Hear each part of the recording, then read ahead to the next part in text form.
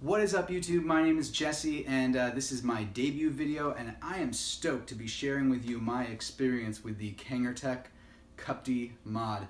This thing is just boss, especially when you get that CLRB bass in there.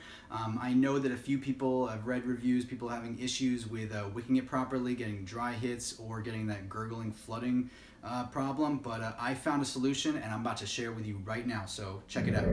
All right, let's go get started here. Now, I'm not going to be building any coils for this video, just, be forewarned.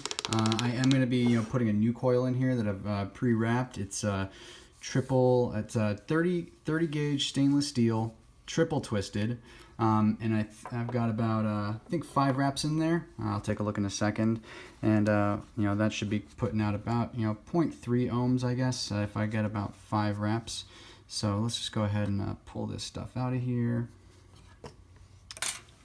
The whole thing, because I want to show you guys how to, wicking it properly, I've found is just as much about putting the coil in there correctly. So now that we've got that, I'm going to take my nice little coil right here that I've pre-built.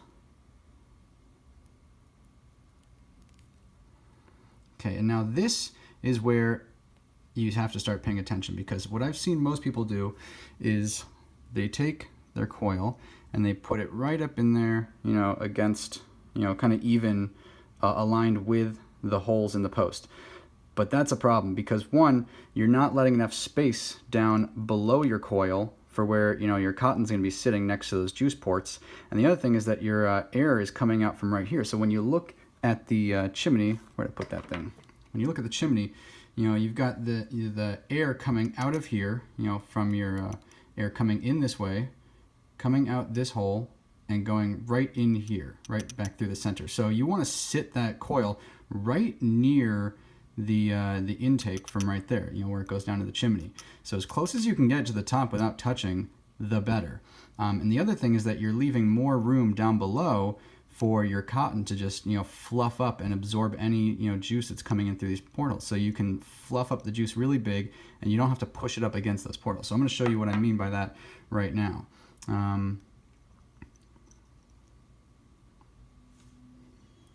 I'm going to set these up just like that. Push that in a little bit there. Get one tight. And pull that up a bit.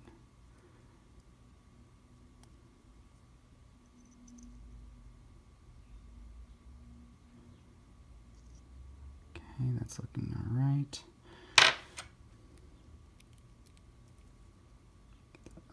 Centered in there. Straighten this out. And now the one, I've heard a lot of people say that, one of the big drawbacks of the Cupti is that you can't dry fire it to prime the coils.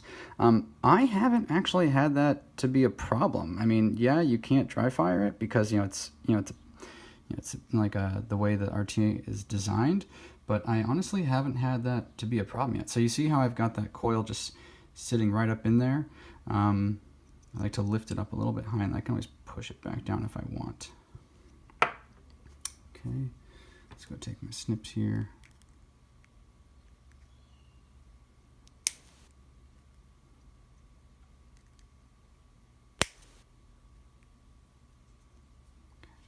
And I want to see how it sits on the chimney, because what I notice is that when I put this in here, you have to realize that it's going to be sitting right up against that O-ring there. So you're looking at the top of this chimney, hitting about halfway up that knurled section right there. So if I look at that, that's about the height of those threads.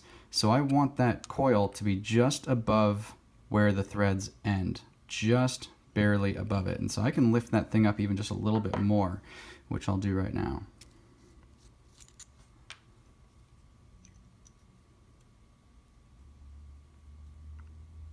I think I got about, looks like I've got about 6 wraps in here. Yeah, 6 wraps.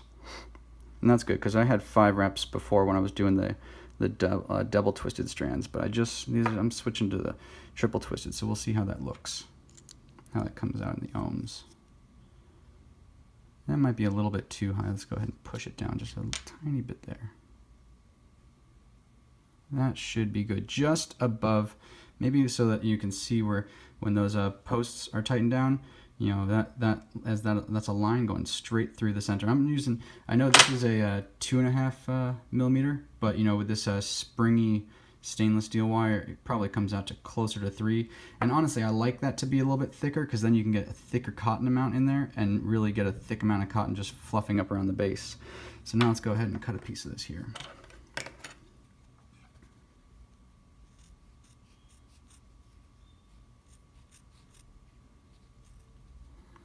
You know, I'm funny. I see a lot of people like building coils and they just use an entire piece of cotton and throw a ton of it away. I don't know. I like to make my cotton go really far, even though I do like to pull the ends off. I mean, I can probably make this one little piece of cotton stretch for at least 2 wicks, depending on, like, you know, how much I take off and how thick it is.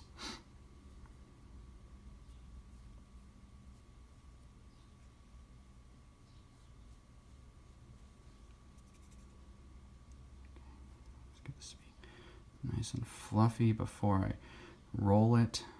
I like to loosen it up a bit.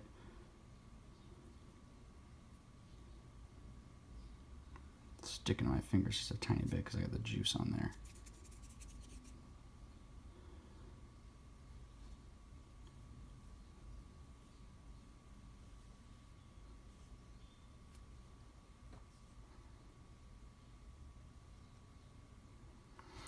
Now, I found these tweezers on eBay. They were like $2. I highly recommend them. These little tiny pokey tweezers are just perfect for wicking and building wicks and coils and stuff.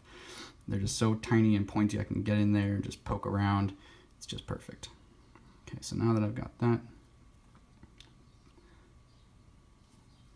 I'm gonna cut this end. I cut it at an angle here. I'll show you in a second why. Now fluff up a bit.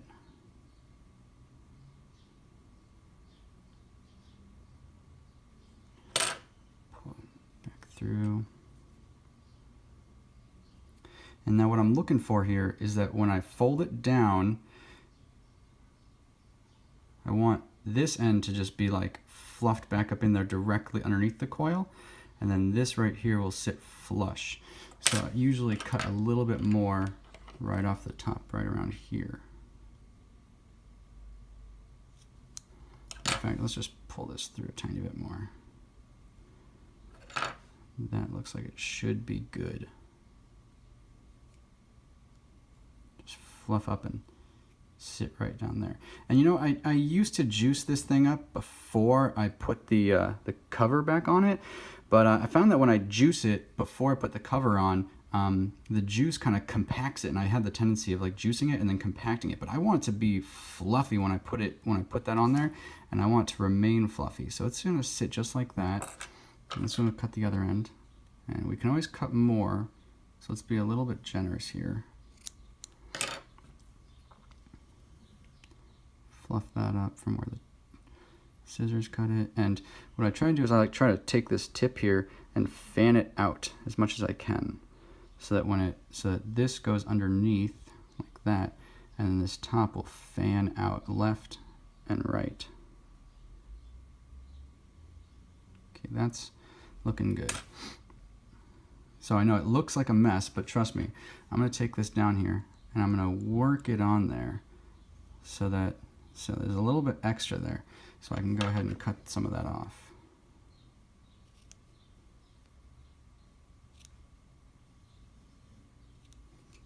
Just don't be sorry when it's really fluffy, it'll just eat that juice up.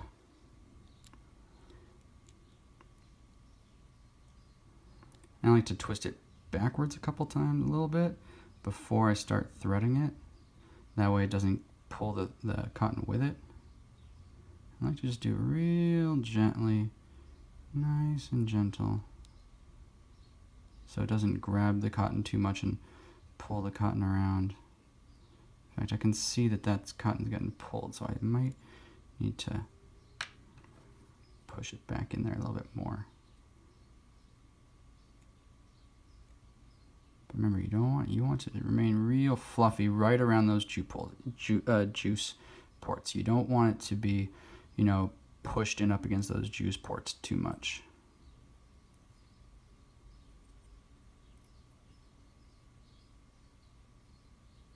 Let's try this again. Much better.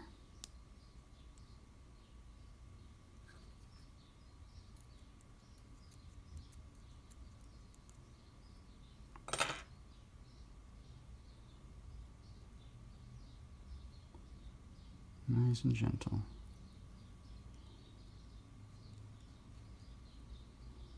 All right, that looks good. Now I'll go ahead and take some of this juice I got. I'm using 80% VG right now.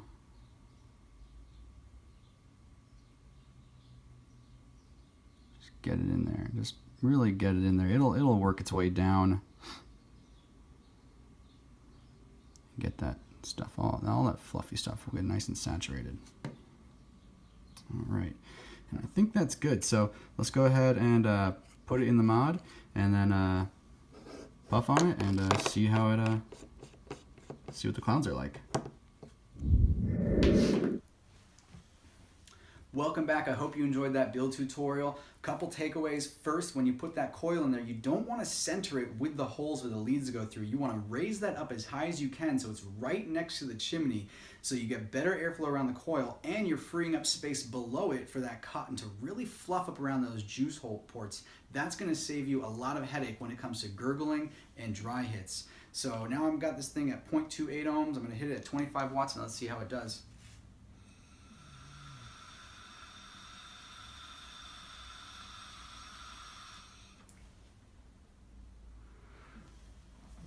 Outstanding flavor. Outstanding flavor. Now, a couple points about this Cupti. If you do get gurgling or if you do get some dry hits, there's a couple quick hacks that I learned along the way. First of all, if you do get dry hits and you need to bring some more juice up into that coil, one thing is you can just take it off. Take off the chimney and just tap it around. You'll see, those bubbles, form and go up into that thing. But if you don't want to do that, you can also just close off the airflow and just give it a couple of little quick puckers around the your tip there.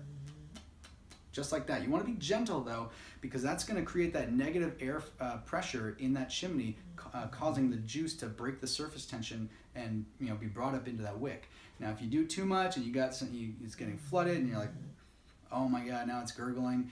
Not a big deal. If you do get gurgling, you do get a bit of flooding, really easy to fix. All you gotta do is close off that tension, close off the airflow, and pull it up just above the juice line and blow out.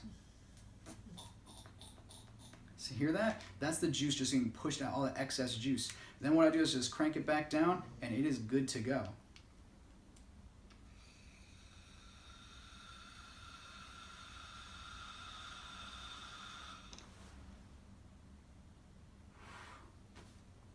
Love this thing, man. Absolutely love this thing. Now, a point about the airflow on this. When I first started vaping, I got myself into one of these Top Tank, the Kanger Top Tank Mini. Now, I love this mod, man. It's really good. Super durable. I've dropped it so many times, fixed it a couple times, taken it apart and put it back together, and it is just still cranking. Now, it came with an RBA base, and that was a great introduction to building your coils on. But I really wanted more airflow. I want that really big airflow. That's something that I'm just like craving for. So I ended up finding the RTA, the Vaporesso Gemini. I love this RTA. It's great. It can be finicky when it comes to leaking. A lot of people have issues with leaking, but I've solved it the same way that I have with the way I fluff my cotton on the CLRBA on this. So without further ado, let me just go ahead and give this thing a hit.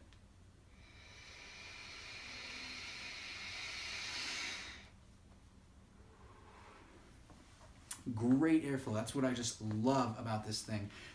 It is a very steep learning curve, trying to figure out the right way to put your cotton in there and wick it so that you don't get that flooding and you don't get those dry hits. I like to say I've figured it out, but sometimes it'll go without leaking for like 3 or 4 days, and suddenly set it down outside, boom, it starts leaking again. So definitely a learning curve. I've found that one of the issues is when you leave it on its side, because what can happen is that the juice will settle, and then you've got one side that's open to the air and one side that's completely saturated, and that'll cause the juice to just level up there. So as long as you keep it upright, it should generally be okay. So that's my review. I would like to make a video on the Vaporesso Gemini, but I want to make sure people are going to watch it first. So if you like this video, you like the build tutorial, please give me a like and a subscribe, and I will go ahead and make a video on the Vaporesso Gemini. Thanks for watching. Come back for more. Cheers.